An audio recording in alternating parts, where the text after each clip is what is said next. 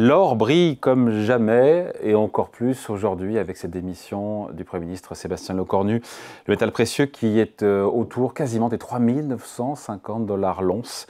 Quelques encablures, on y est aux 4 000 $. C'est quasiment 50% de hausse depuis le début de l'année. Bonjour Charles.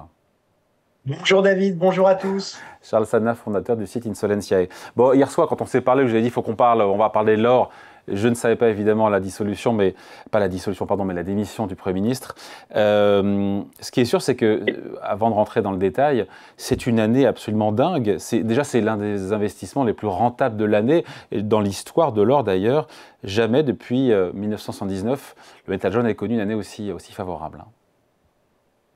Un investissement, David, et vous savez que je suis un fervent partisan de l'or comme outil de protection patrimoniale dans les temps que sont les nôtres et qui sont des temps évidemment pleins d'incertitudes monétaires et de dérives monétaires. Parce que en réalité, vous savez, l'or, ça rapporte rien. L'or, on appelle ça une valeur refuge, mais c'est pas une valeur refuge, c'est une valeur réelle. C'est une valeur tangible.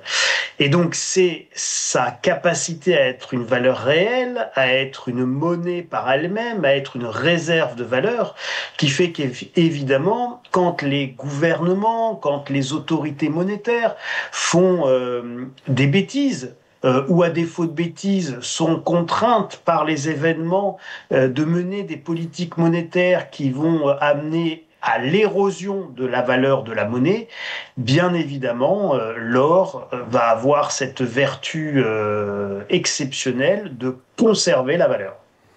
Bon, C'est ce après, qui se passe, oui, hein, David. C'est ce qui se passe là. Hein. ouais, Vous êtes sur la conservation de valeur. on était à 3 900 et quelques, on est passé à 3 950 quasiment. Ce qui se passe en France, cette crise politique et cette démission du Premier ministre, ça confirme, ça conforte effectivement cette ascension de l'or. Ce n'est pas la seule explication, mais là, dans l'instant où on se parle, ça y contribue. Là, au moment où on en parle, ça n'y contribue pas encore. Ça va y contribuer dans quelques semaines, quand on aura le résultat des élections législatives. Allez, on se fait un tout petit peu de prospective, David. On On ne partage sait un pas scénario. encore s'il va y avoir dissolution de l'Assemblée, là. Il y aura dissolution. Hein. Après, le Cornu, vous pouvez mettre le Cornier, qui est la fusion de Le Cornu et de Barnier, ou vous pouvez mettre le Cornu si vous faites l'hybride Bérou, le Cornu et le Cornier et le Cornu. Ça On a compris changera l'idée. rien. Non, non, mais notre Premier ministre sortant a été extrêmement clair. Et la situation est complètement bloquée, on n'arrive à rien, il n'y a pas d'accord possible. Il a dit on peut avoir des lignes rouges, mais pour trouver des compromis, il faut aussi des lignes vertes. Voilà, bon. Et ce constat, d'un point de vue analytique, il était évident. Là, je ne fais pas de la politique, je fais vraiment de l'analyse. Ça veut dire quoi? Ça veut dire que de toute manière, il n'y aura pas le choix. On va aller vers une dissolution. Cette dissolution, il y a de fortes chances que les clés du camion finissent par arriver entre les mains du Rassemblement national. Il y a de fortes chances aussi que si le Rassemblement national l'emporte, ça ne se passe pas extrêmement bien pendant le troisième tour dans les rues.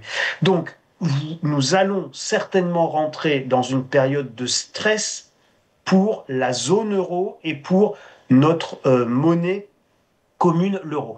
D'ailleurs, David, vous avez parlé du cours de bourse qui baissait dans votre introduction. Vous n'avez pas évoqué, mais je pense que vous l'avez vu comme moi, le recul de l'euro face au dollar.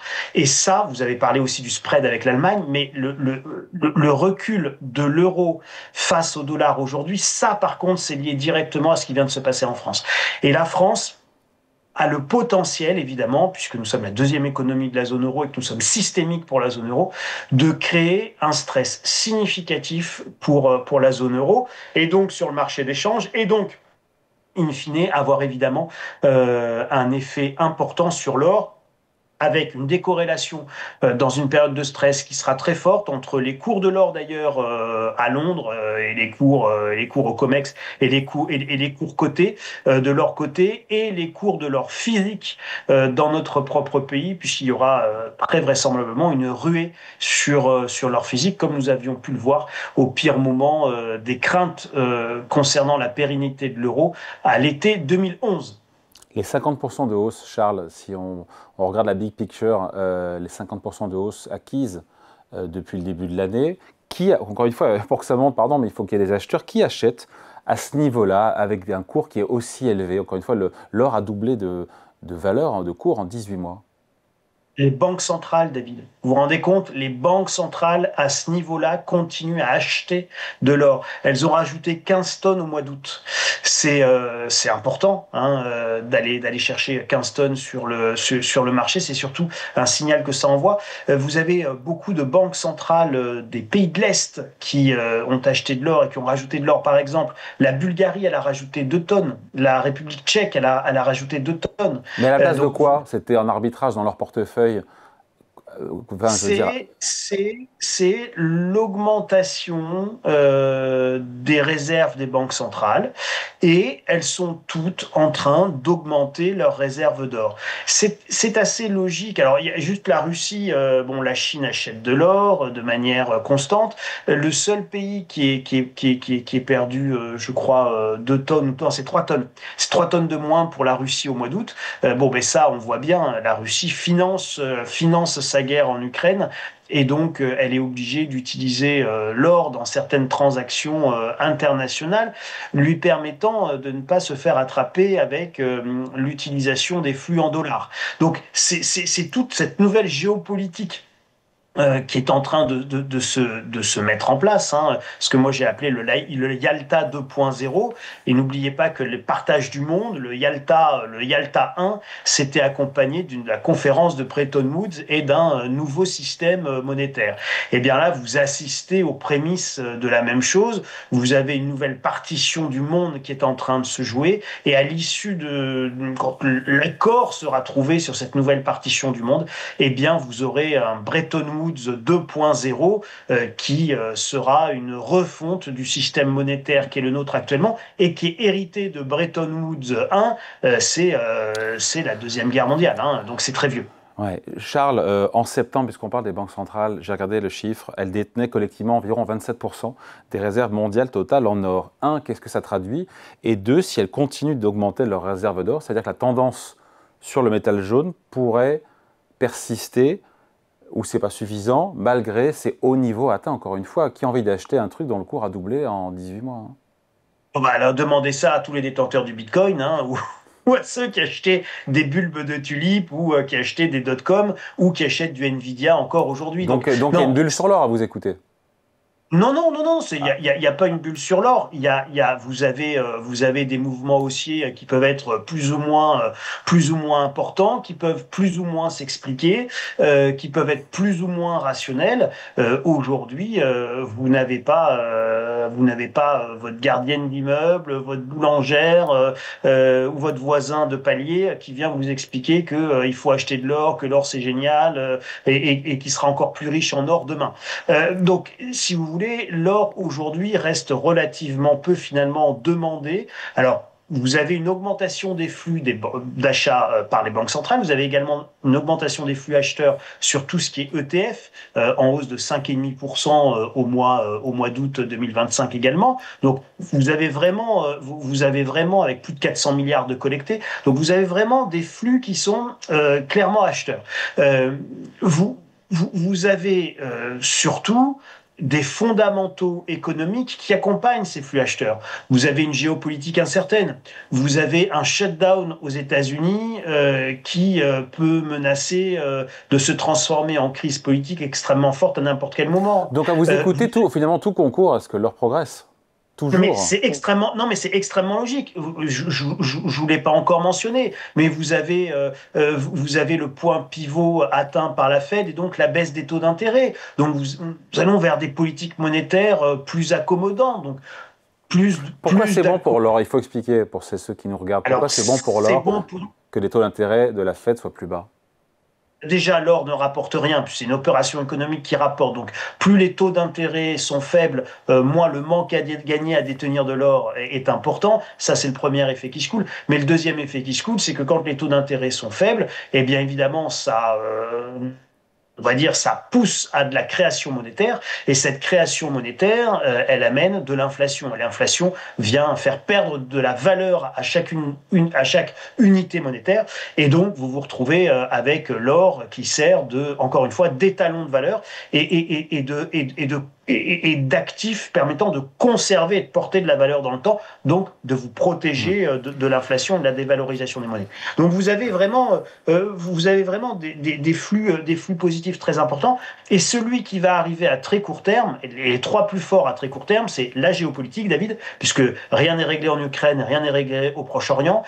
C'est évidemment le shutdown aux États-Unis et bien entendu la crise qui s'en vient au niveau de l'Union européenne et spécifiquement de la zone euro, avec la France qui est prise dans une crise politique sans précédent qui va faire tanguer les marchés.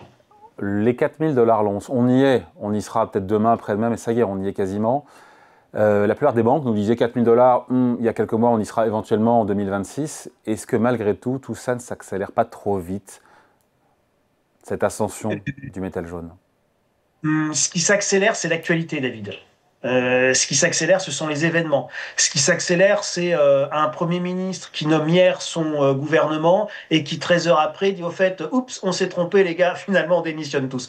Donc, bon, je vous le dis presque à la blague là, c'est pour faire sourire ceux qui nous écoutent, mais c'est loin d'être drôle. On parle de la vie d'une nation entière, de tous les citoyens, de toutes les entreprises, de tous nos gagne-pains. Enfin bon, et puis on parle évidemment, si on sort de notre petit autocentrage franco-français, on parle également du destin de 480 millions d'Européens, parce que la France n'évolue pas toute seule. La France peut entraîner avec elle, évidemment, l'Union européenne et la zone euro et l'euro. Donc attention, on est dans une situation, c'est ça qui s'accélère, David, hein, c'est la situation qui s'accélère. On en a parlé très souvent, tous les deux, pendant toutes ces années où on a chroniqué, et donc vous avez des phases de calme, et puis vous avez parfois des phases d'accélération historique. Nous sommes devant une phase d'accélération historique. On avait parlé de cette inflation qui pourrait arriver à 10%. On l'avait évoqué avant tout le monde sur cette antenne.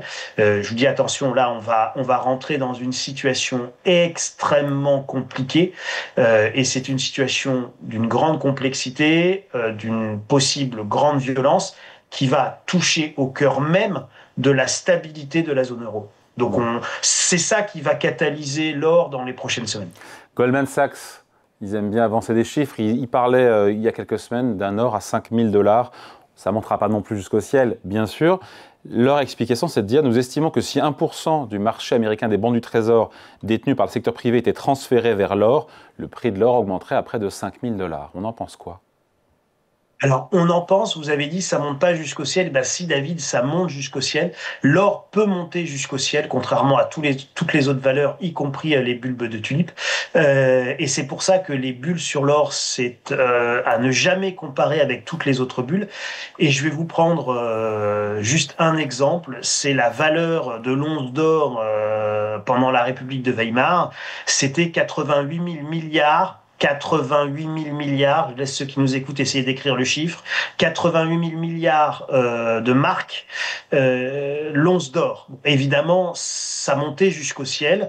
Et pourquoi ça montait jusqu'au ciel? Parce que la valeur du marque de l'époque était en train de descendre jusqu'au centre de la Terre. Hein. Donc c'est non seulement il avait atteint zéro, mais en plus il s'était mis à creuser et ils allaient le plus profondément possible. Donc c'est l'or, attention, l'or, quand on l'exprime en valeur monétaire, il faut comprendre que vous n'avez pas de bulle sur l'or. Par définition, il n'y a jamais de bulle sur l'or. Vous avez une expression de valeur des monnaies par rapport à un étalon et un thermomètre. Et encore une fois, vous pouvez ramener ça au prix du vélo ou au prix d'une vache. L'or, en fait, est assez constant quand on le transforme en achat de quelque chose. Et ça, c'est extrêmement intéressant. Donc, encore une fois, quand vous avez l'or qui augmente comme ça de manière significative, il faut pas raisonner valeur faciale. Vous avez derrière, avant tout, des éléments monétaires et des éléments de valorisation des monnaies.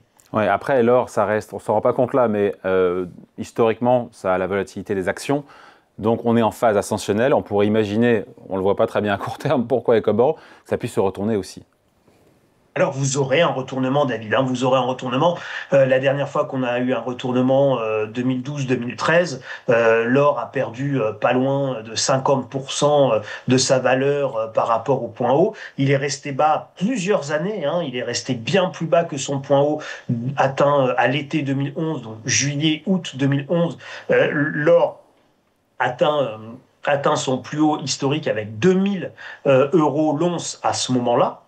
Vous voyez qu'on est au double aujourd'hui, mais entre les 2000 euros et les 4000 d'aujourd'hui, vous avez passé 5 ans à 6 ans à autour de 1000-1200 euros l'once.